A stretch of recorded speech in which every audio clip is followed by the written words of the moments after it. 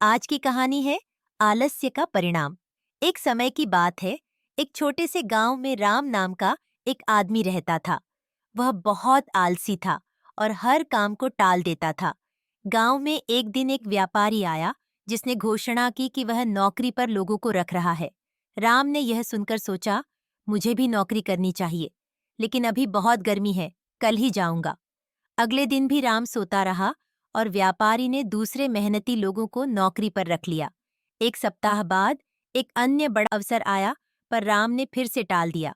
उसकी माँ ने उसे समझाया, तू इतने मौके क्यों छोड़ता जा रहा है? राम ने कहा, माँ, कल से मैं मेहनत करूंगा। पर यह कल कभी नहीं आया। कई अवसर राम के आलस्य के कारण निकलते चले गए और अंततः लोग उसे भूलने लगे।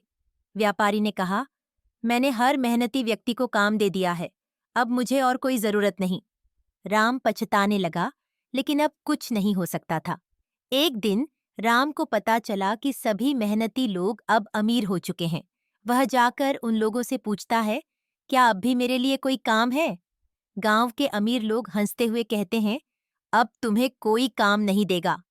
राम ने समझा कि उसकी आलसी आदतों ने उसके सारे मौके छीन लिए।